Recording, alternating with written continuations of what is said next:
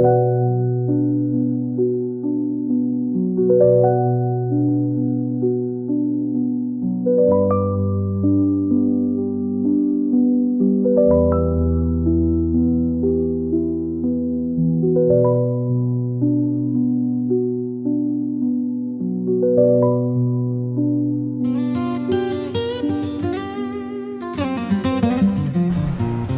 happens when we die?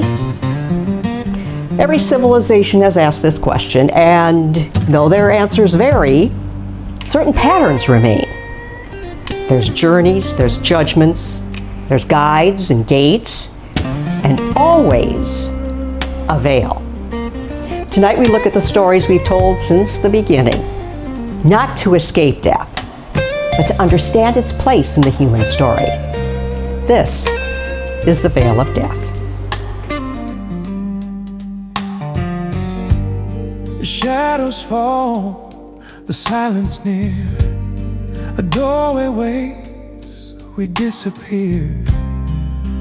Whispers echo soft and thin. There is a river said to flow beneath the earth, not of spring or rainfall, but of silence, shadow, and vows that cannot be broken. The Greeks called it the Styx. They say it began when the goddess Styx swore loyalty to Zeus during the War of the Titans. In return, her waters became sacred, so sacred that even the gods feared them. For an oath upon the Styx, once spoken, could never be undone.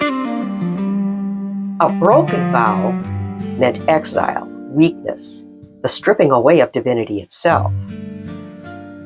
But for mortals, the Styx meant something different. It was the last road. When breath leaves the body, every soul is said to drift towards its dark banks, where Chiron, the silent ferryman, waits. A single coin placed beneath the tongue was payment for the crossing. Without it, the dead wandered the shore for 100 years, watching the current flow, unable to move forward. The river was not one, but fivefold. Its streams carried grief and wrath, forgetfulness, lament, and silence. Heroes sought its waters, for to touch the Styx was to claim power that no blade could pierce. Achilles' mother dipped him into its depths, leaving only his heel untouched, the one place death would one day find him. The old ones warned, though, its chill could freeze a soul in place, binding it before it ever reached the ferryman's boat. And some whisper that even now, in dreams, Styx can be heard, a slow, dark current flowing beneath all things. A reminder that death is not a wall, but a crossing. That the veil we fear is not an ending, but a passage. Perhaps that is why these stories still echo. Not to terrify us with shadows, but to remind us. Every culture has sought to map the way beyond. And though the rivers have different names, their waters always lead us somewhere. The Styx teaches us that death is journey, not a forgetting, but in moving into what awaits on the other side of the veil.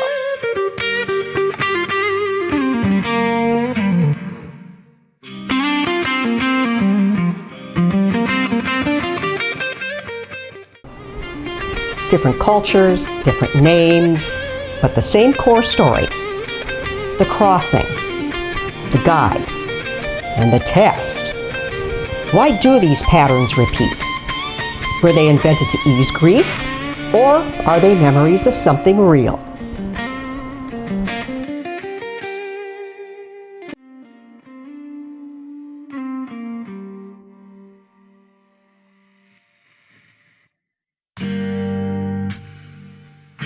Death is not a single event waiting for us at the end. It's a rhythm that's already woven into our every moment. With every breath, cells within us perish. The lining of our stomach dissolves and renews every few days. Our skin flakes off, replaced by new layers. But even the blood in our veins is not the same blood that we carried 7 years ago. Its cells have all been replaced. We are quite literally a river disguised as a body. The self we think of as permanent is a flicker, a constant exchange, death feeding life, life cradled by death. Each night, we surrender to sleep. Consciousness itself rehearses a kind of death as our awareness falls away and only dreams carry us through. This means we've already died thousands of times in small, silent ways. Tiny veils lifted, unnoticed. And yet, life continues flowing forward. Perhaps the great death at the end is not a rupture, but simply the final step in a process that has always been with us. A release we've been practicing since the moment we first opened our eyes.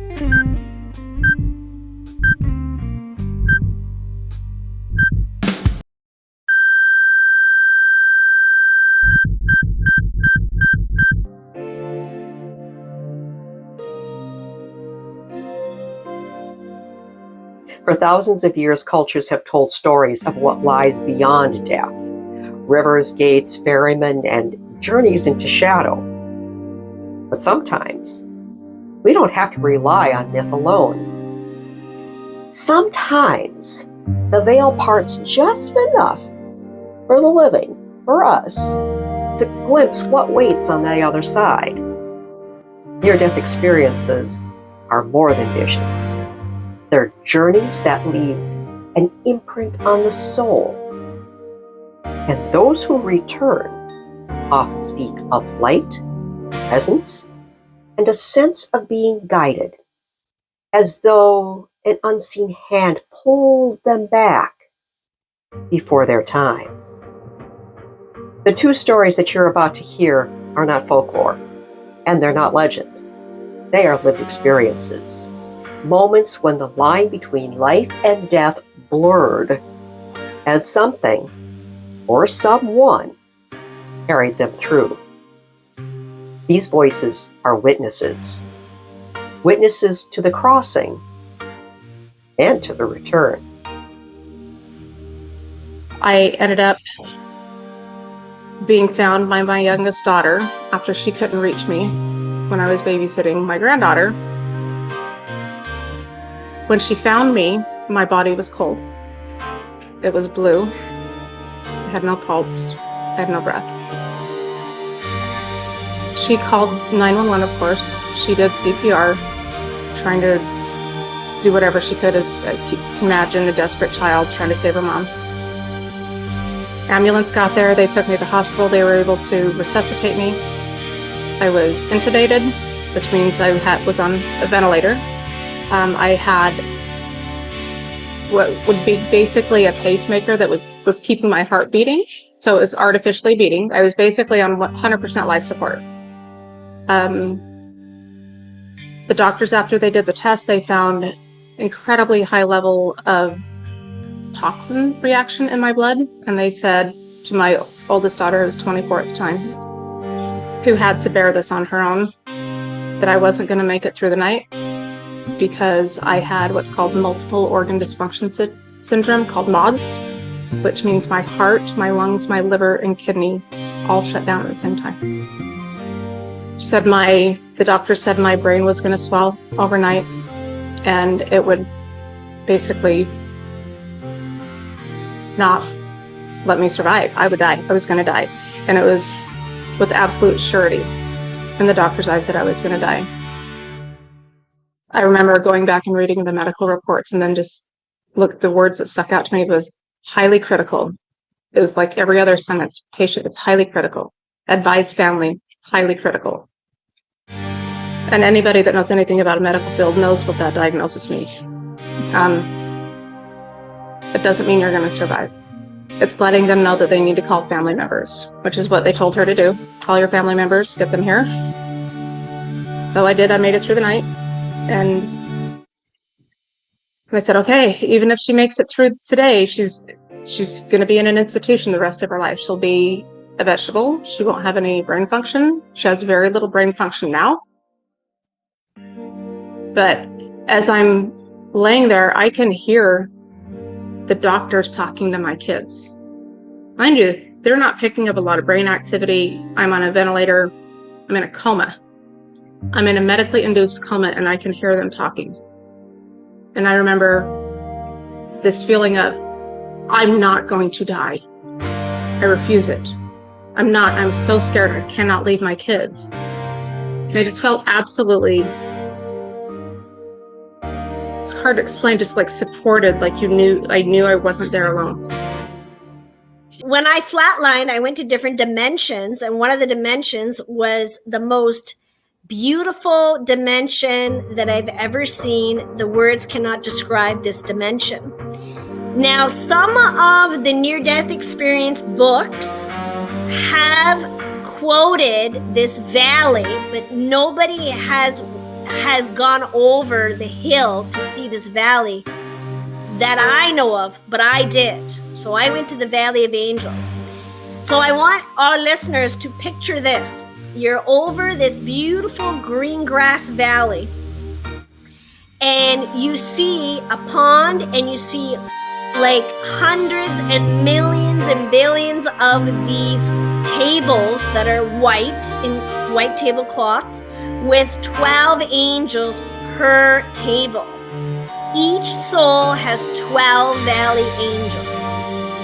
So here I am, 5 years old, coming down this beautiful valley with hijab, and I'm looking to the right, and here is this beautiful, magical place, and I see all these angels, and they're all dressed in white, and they're chatting, and some are sitting like this at the table, and some have their feet up, and some have a scroll, and some have pens, and and they're talking about you. Some say that these are brain-based hallucinations, the product of chemical shifts in a dying mind. But researchers like Dr. Raymond Moody and Dr. Bruce Grayson, pioneers in near-death studies, discovered something strange. Many near-death experiencers return with knowledge that they could not have known. Details about events in other rooms, encounters with deceased relatives that they'd never met in life, and profound shifts in personality, often losing their fear of death entirely. 100%. I wasn't alone. I could feel it. Even when I was in a coma, where people are not supposed to have conscious thought, and I'm just getting chills just thinking about it. You're not supposed to have conscious thought. I had very little brain activity. I knew I was surrounded, and I felt like they were battling for me almost, like they were keeping things at bay.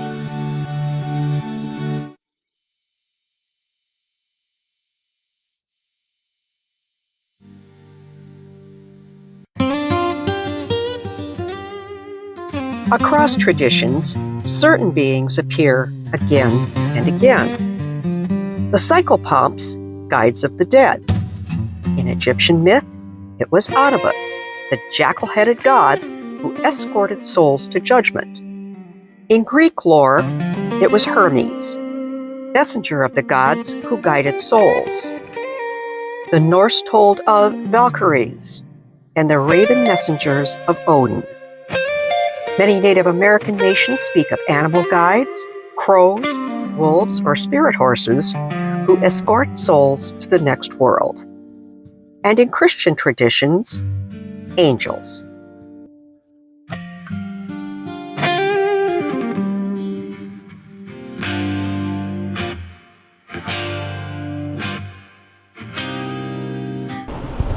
You've heard me speak of Carl Jung before. Carl encountered this archetype in his own near-death-like visions during a very serious illness. He described an ancient, timeless figure, half man, half animal, guiding him beyond the earthly plane. Jung believed the psychopomp wasn't just a myth. It was a universal function of the psyche, a bridge between the conscious and unconscious realms, a necessary presence when we cross from life to death, or from known to unknown.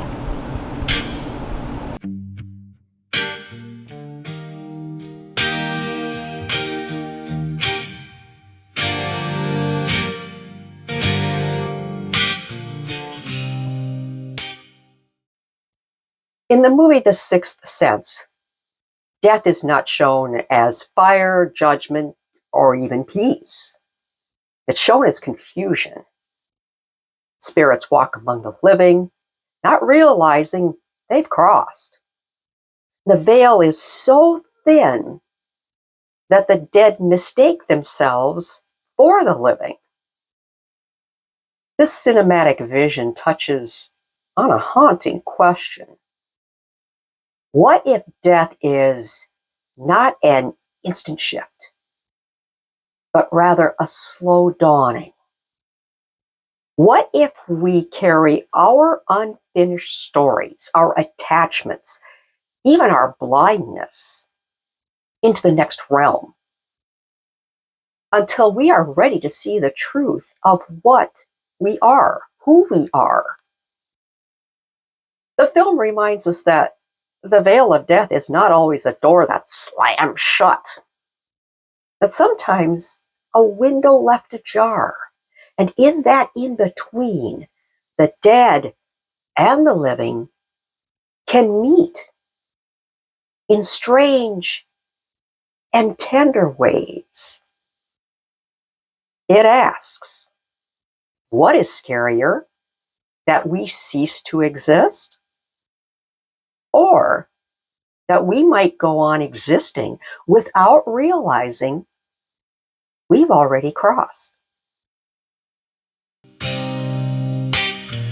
In nearly every afterlife myth, we find another motif: judgment. In the Egyptian hall of Ma'at, the heart is weighed against truth. In Christianity, there is the Great White Throne Judgment. The Norse speak of Nidhogg, a dragon who gnaws upon the unworthy in Helheim.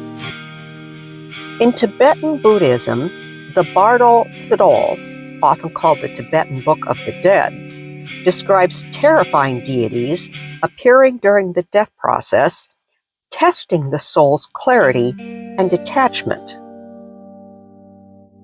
Why do we place judgment at the gate of death? Is it simply about morality? Or is it something deeper? Perhaps judgment is a mirror. Perhaps what we fear isn't punishment from outside, but the full, unavoidable seeing of ourselves.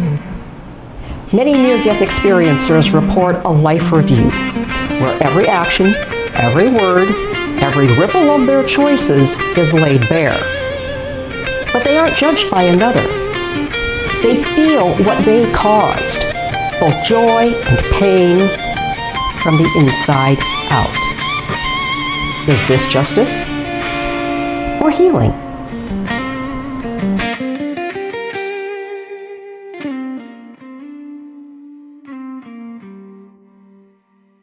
Across traditions, there's a whisper of belief that the last sound we hear in this world carries us into the next.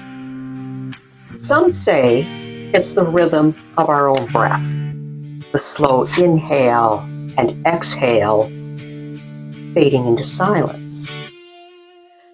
Others speak of a bell-like tone, a vibration that hums at the threshold, a note that only the soul can recognize. In Tibetan teachings, it is the Om that resounds as consciousness loosens. In folklore, it's the voice of loved ones calling from across the veil. The science of dying tells us that hearing is often the final sense to fade, which means at the very end, we may not see, but we may still listen. Perhaps the last sound we hear is not just of the world, but an overtone, a resonance from the world beyond. Imagine the last vibration lingering in the ear, like a key turning in a lock, a single frequency guiding the soul across, opening the passage. Maybe this is why so many sit vigil, speaking softly to the dying, not to comfort the body, but to gift the soul a final sound worth carrying.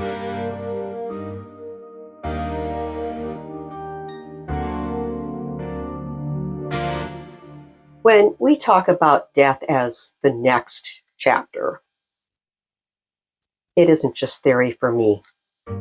It's something that I've lived. One of the most profound experiences I've ever had with death wasn't my own, but my ex-husband's. He had suffered several massive strokes, one after the other, until finally the doctors admitted that they couldn't stop the bleeding. My kids and I spent his last night at the hospital, each of us carrying our own weight of grief and love. When it was my turn to go into his room to say goodbye, I already knew. He wasn't there in the way he once had been. His body was lying in the bed, but his spirit was still lingering. The room felt full of him, even though I knew he was already halfway gone. I walked to his bedside and I touched his arm. And in that moment, I spoke the words that needed to be spoken. I told him he was loved, that he is loved, and that I would protect our kids to my dying day. And then I gave him permission to leave, to let go of the room, the bed, the struggle, and the body that could no longer hold him. And in the moment I said those words, he was gone. His presence lifted. The room felt empty in a way it hadn't just moments before. Moments like that remind us of what death truly is. Not an end, but a release. A crossing through the veil into another chapter of existence. And if we can see death that way, not as final, but as a passage, then we can meet it with more love, more peace, and less fear. Here's the paradox. In almost every culture, death isn't the end. It's a threshold. What if at the final threshold, death does not first reveal heaven or hell, but simply a mirror? Not a glass mirror of silver and glass, but a perfect reflection of the life we've lived. Every unspoken word, every kindness, every silence, every shadow, gathered and shown back to us in a single flash.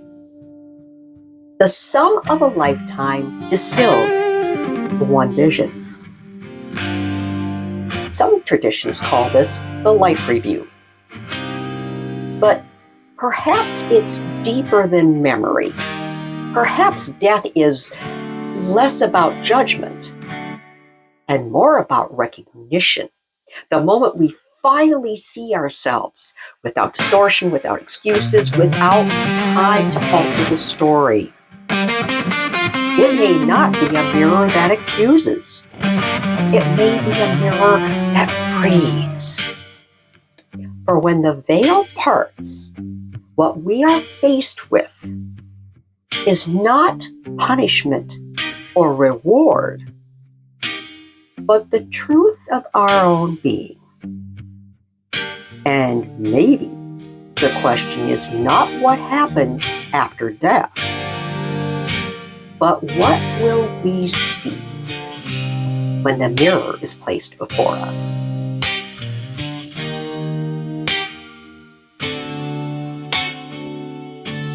We often call death an ending, but what if it is birth in reverse?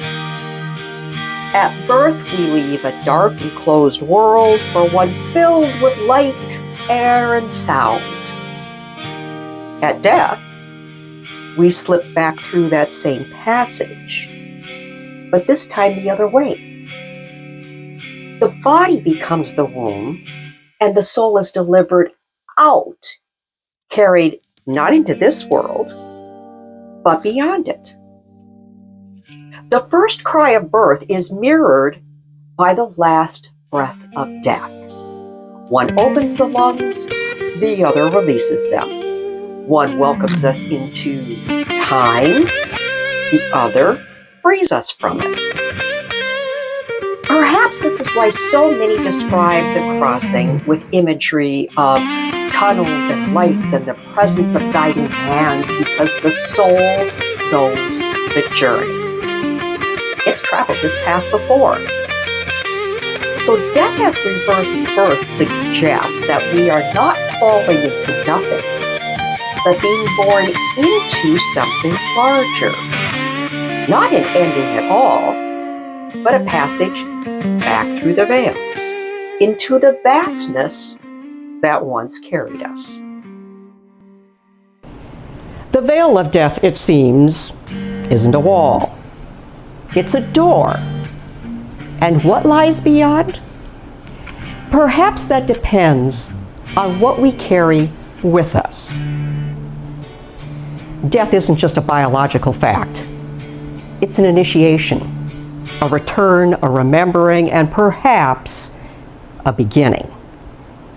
Some say we choose what we see beyond the veil. Some say we carry forward every unresolved lesson until we learn. And some say we never truly leave at all. The truth? It may not be about believing or disbelieving. It may simply be about listening to the old stories, to those who've returned, and most of all, to the quiet part of yourself that already knows the way. In the next episode, we explore the veil of dreams and the hidden world that we visit every night. Until then, do not fear the crossing. It has always been waiting for you.